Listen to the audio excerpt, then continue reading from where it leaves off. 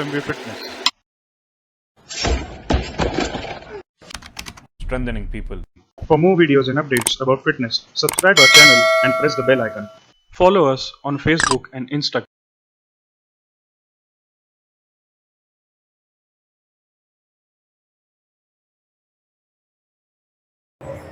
Today we are going to discuss about the punching techniques in any combat sport, boxing, MMA, kickboxing, sanshu, or any other type of kickboxing where punching is involved.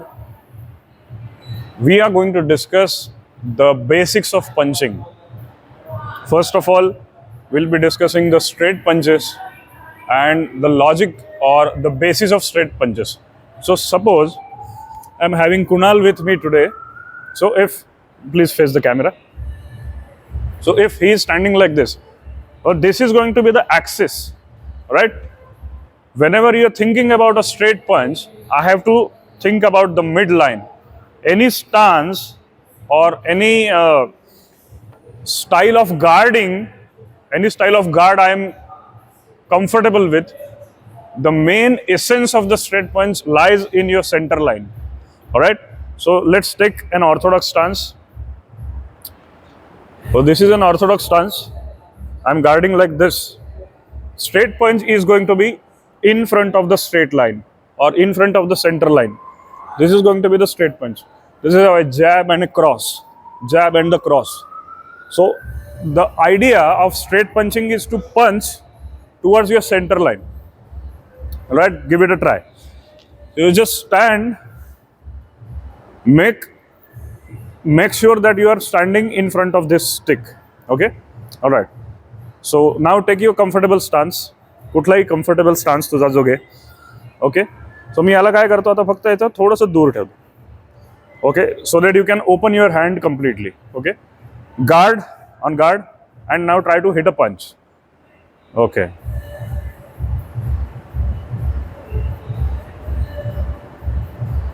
Superb. Second thing I want you to understand is the movement of the punch. So movement of the punch is, usually when I guard, the goal of guarding is to protect the chin or protect the whole face. So your fist, can you please hold this? Your fist is going to be here. Even if you take any kickboxing style guard, so the front hand, okay, the front fist is going to be aligned with or at the level of your deltoid so that you can guard this way, 1 and 2. If in case any freestyle martial art like taekwondo, the guard is like this, okay? Why the guard is like this? You can guard this area with the hand and you can guard this area with this hand, okay? This is the simple guard. In terms of a particular kickboxing sport or a combat sport like wushu, sanshu, your guard is going to be this. Why? You need to throw the punches as well as you need to kick. Stance or footwork are necessary because stance or footwork will bring you to the position from where you can attack or defense comfortably. Stance and guard कशासाठी असतात? Because you should be able to attack or defend comfortably. There should be least chaos in finding the right position for throwing punches or receiving punches and blocking them, whatever. Now, the idea of straight punch, as we were discussing, is to throw the punch to the center line. If I'm standing like this and throwing the punch, it is something like I'm guarding here and throwing the punch, okay? So first understand the translatory motion that is happening at the shoulder joint and elbow joint. It is a multi-joint movement happening, but it is definitely not happening in a straight line. It is coming across all the time. So some pronation is happening along with the push movement. It is not just a push, like the punches are seen in the Wing Chun style of martial art. It is not similar to Wing Chun like this. punch, straight punch is always considered with a pronation. Okay, so some muscles which are responsible for the pronation at the pivot joint here are being used. Okay, along with the push muscles, as you see, your pecs are working for it, your deltoids are working for it, your tricep is working for it. Not just these muscles, but also the pronators, the pronator teres muscle, for example. These muscles are also responsible for the straight punching, because from this guard you are going to throw the punch. Guard is neutral. As you are doing the hammer grip, this is a neutral position for the fist, and as you are throwing it or extending it, the pronation is happening, right? So always consider it as a center line. It is not happening in a straight way. It is happening with a little adduction, like you do this movement, a pec fly. This is happening here. Imagine you are performing a dumbbell press movement, and this is how the punch is happening. Now what makes difference is, if you are throwing a punch to the body or the torso, 1 and 2, okay, 1 2 3, whatever combination you are using, 1 2 and 3, so that will make difference. You are lowering your body. This is how you are using your footwork, not just the footwork, lowering yourself, ducking out, ducking in, okay, or simply changing the position. These things are important so that you can attack or defend comfortably. Understood? Now let us understand the second aspect involved to it. Suppose I am doing this straight punch, I am also involving the torso rotation. Okay, as I am doing a straight punch, if in case I am this close to my opponent and he is also punching me, just put this down, and you are also punching me, okay, you are punching with the left hand, okay, you are punching with the left hand. What I am doing is, I am receiving his punch with my right hand, I am just delivering another straight punch to his face. What I am doing is, I am trying to keep my torso away from his fist. I am trying to keep my torso away from his fist. What I am doing is, I am just pivoting my left leg to keep my torso away from his fist. Okay? So if you consider the boxing stance or your guard, I am here. He can easily punch me out. He can easily find my chin here. But as he punches, you throw a punch. And as a counter, throw a punch. I am doing this. So I am extending this hand by rotating the torso. Now we will understand this concept this way. जर मी आता तुला पंच करतोय, माझा shoulder इथे आहे, माझा हात तुझ्यापर्यंत पोहोचतोय का? If I keep punching this way, pitching it this way, 1 2 3, I can hardly reach him with my torso facing in front of him, facing towards him. 1 2 3, I cannot reach his chin, and he is pretty much trying to reach my chin. Understood? What I am supposed to do is keep my torso away. एका दगडात दोन पक्षी, एक तीर से दो निशान. Keep my torso away from you, keep my chin. I am taking my chin away from him, and simultaneously I am extending this shoulder. From here, I am traveling like 10 centimeters in this direction to extend my arm. This is how I can reach his chin to punch effectively. Alright? So as the movement becomes a punch, it doesn't just remain the translatory motion. There are many other functions involved with it. Like I am using a torso rotation like this for the uppercut and all. Straight punching, I am using this torso rotation. Just like pull and push, there is another concept called pull, push and reach. So reach, some protraction is happening at the scapula. Understood? So punching is a combination of many things which are circumstantial to that particular situation. So suppose I am this close and I can easily throw the punch. I'll use the short stretch contraction like a 1-inch punch. Bam! I can just do this. So while practicing punching, it should be divided in 3 steps. One is practice or try to mimic the movement. 1, 2, 3, 4. Just mimic the movement. The first is the translation. You should understand the translation. Straight punch, the jab and the cross, they will never come from this position. Your elbow should always be sticking to the rib cage. First step, first thing which should be considered is your elbow should be here, and from here you should practice the translation. Translatory movement with your elbow sticking to the rib cage here. From here you should practice the translation. Regardless of the level you are practicing it, maybe you are practicing it for the torso or the face, or you are practicing it for the higher opponent. It is important that the starting position for the elbow is towards your ribs. If your elbow is abducted, you are probably rotating your humerus internally. Won't help. That can be practiced for the hook. That is another story. So first step is to practice this translation. Second step for improving your straight punching is just make it pronated. As you extend your arm, just take your palm down. Just pronate it.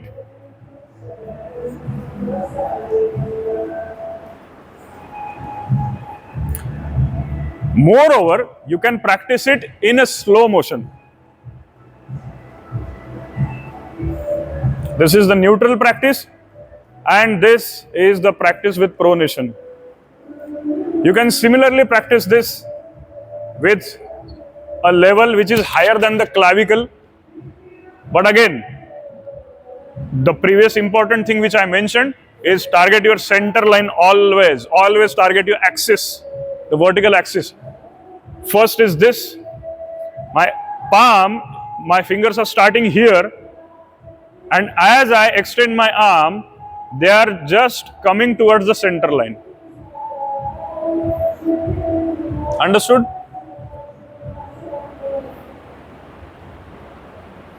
Okay, now try doing it.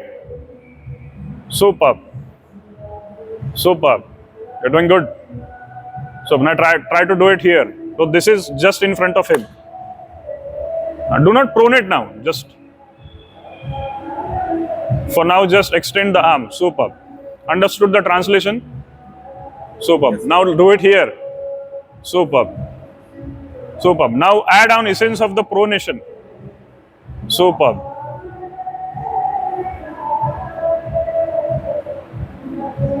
Superb.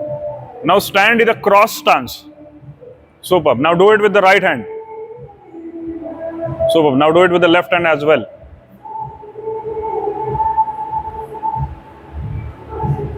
Always find your center line. Now I'll not give you some cue. Okay? Now this is the opponent. Imagine this as a center line and position yourself as it changes its position. Okay?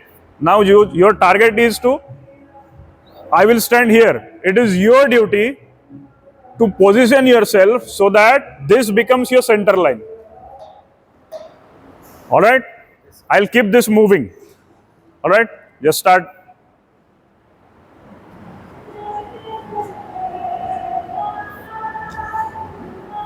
You're punching here. You went wrong. Come on.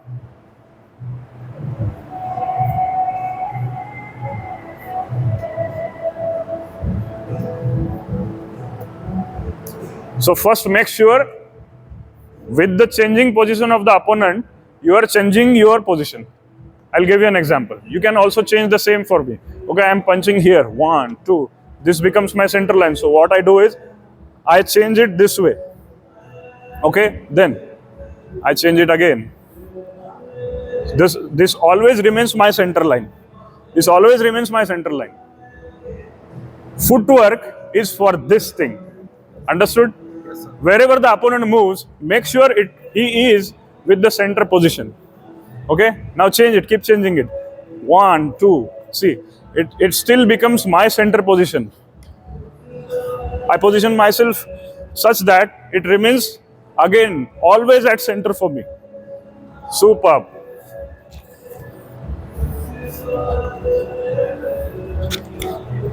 See, it is still my center line. This is my center line. This is my center line. Understood? This is how you can practice punching techniques along with the footwork. Understood? Now, third important part for the straight punching is synchronization with the footwork.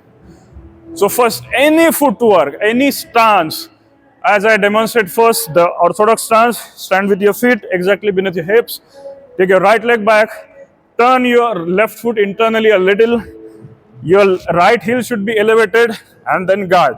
So this is a fine orthodox stance, forward and backward, then turn on the left and the right. Okay, 1, 2, 1, 2. Okay, as you move on left, 1, 2, move on right, 1, 2. All right?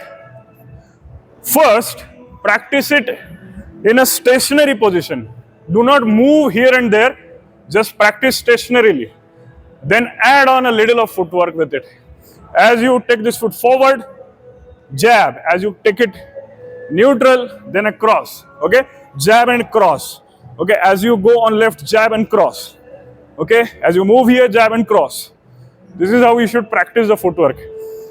Lot of permutations and combinations, lot of trials and errors will take you to the understanding what is going wrong and where you have to improve. Understood? Now let's talk about the hook. For the hook, as we all know, hook is this punch. Okay? As a starting position for the arm, for hook punch, it has to be here. So your elbow abducted here. Okay? If you take a side view, 1, elbow at 90 degree, 1 and 2. Again. So make it here, and as you throw the punch, you also have to put your body into it. So you have to pivot the ipsilateral leg. Ipsilateral means the same leg. If I am punching with the left hand, I have to add on the pivoting with the left leg. Okay? Hook always happens horizontally, not vertically. Sometimes it happens diagonally. But mostly the hook is horizontal thing. Understood? 1, 2 and 3. As I throw this, I make sure that this comes to the position where I can make it the horizontal line, which is approximately parallel to the ground. 1 and 2. 1, 2, 3, 4, 5. Got it? So for this, first you have to take the elbows here again. 1 and 2 and 3. 1, 2 and 3. Get it back. Alright? I'll show the side view. 1, 2, 3. Get it back. 1, 2, 3. Get it back. Whenever you are at the last step of the punch, make sure your forearms are parallel to the ground and then take it back. When you take them back, probably take them as your guard position. Imagine this is your guard. From the guard, elbow is still sticking to the rib cage. I'll show you the side view. This is your guard. 1. Drop your wrist. Drop your wrist to the torso. 1. Then lift it up. 2. Then 3. And then take it back. 4 steps. 1, 2. Make it horizontal.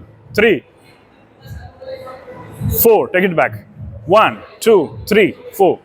1, 2, 3, 4. Again, as I said earlier, you can also practice this in a slow motion for better understanding. Always remember this principle. First comes the posture, second comes the pattern, and then you have to put the power. Posture, pattern and power. If you try to put power with the wrong pattern and posture, probably you will miss out the technicalities. Understood? 1, 2, 3 and count. From here, drop the wrist to the torso, then lift the elbow up to make the humerus horizontal to the ground, then swoop up. Bring your wrist in front of your axis to make the forearm parallel to the ground, and then take it back to the guard. So if this is your guard, 1, 2, 3 and 4. 1, 2, 3 and 4. Understood? Next is 1, 2, 3 and 4. So as you bring your forearm in front of you, you have to synchronize the pivoting of the same leg with this movement. Okay? 1, 2, 3 and 4. 1, 2, 3 and 4. 1, 2, 3 and 4. 1, 2, 3 and 4. 1, 2, 3 and 4.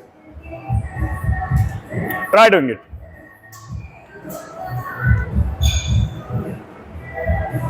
So first practice it stationarily with your feet straight. Just take a guard, no fist, just make it a palm. Drop it, elbow abducted, bring it in front and drop it to the guard again.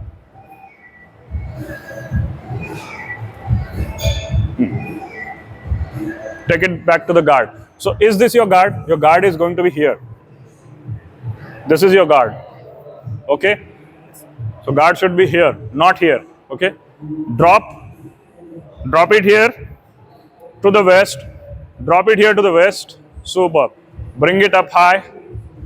Bring it in front and drop it back again. Do not use your torso in the beginner or in the initial stages of practice.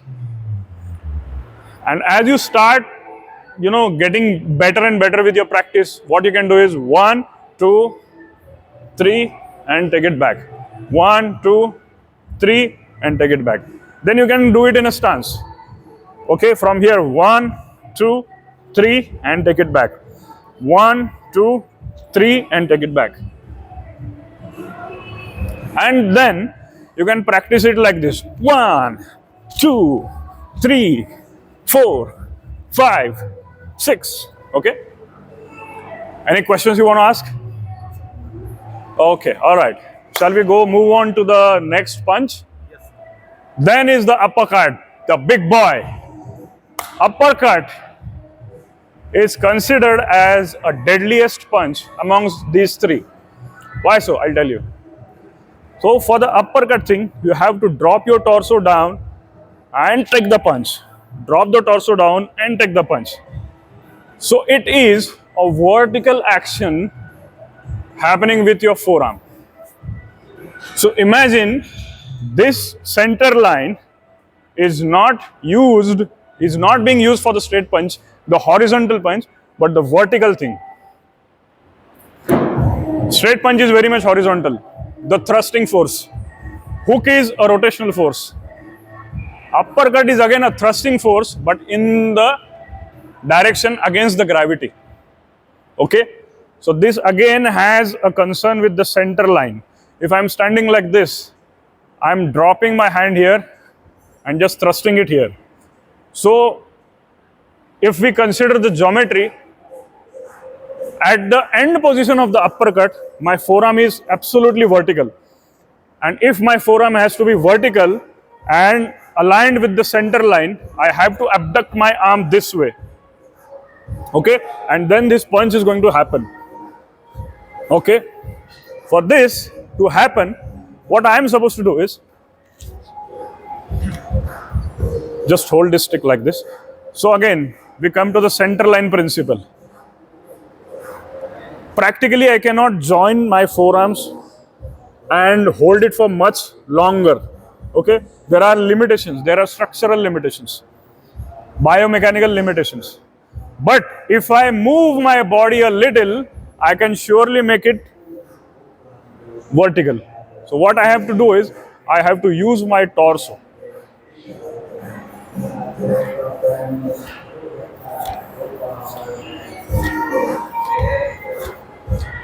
Not all the time, not every time, the uppercut has to be like a complete vertical thing. It can be a little diagonal.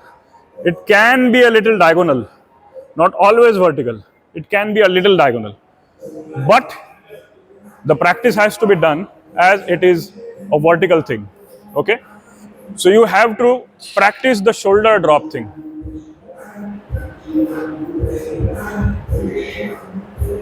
and then comes the uppercut. It is a little tricky, but more you understand the torso rotation this way, more you get the uppercut. Okay? And again, if we are in a diagonal stance or something, we can use the triple flexion and triple extension. Okay, in a staggered stance. Okay, this is a staggered stance. We are using the triple flexion and triple extension. Okay, sometimes uppercut is performed in a half extension. Okay, like this. If I'm using like 1, 2, I get close to him. 3, 4. Okay, what I'm using is an uppercut, but it is a horizontal thrust, not a vertical thrust. So uppercut or the supine punch to the body, supine punch to the body is not a complete extension thing. It is just the half. It is very popular. It has a very popular name, the half punch. It is also called as half punch in some school of martial arts. So it is called as half punch. Okay. So when I'm getting closer to my opponent, if I catch my opponent at the corner of the ring, it is very much popular that I go here. Okay, I step aside and then I start throwing punches to his body. All right, it is very difficult to guard these punches, and I can damage him more and more to get ahead in the fight during the match.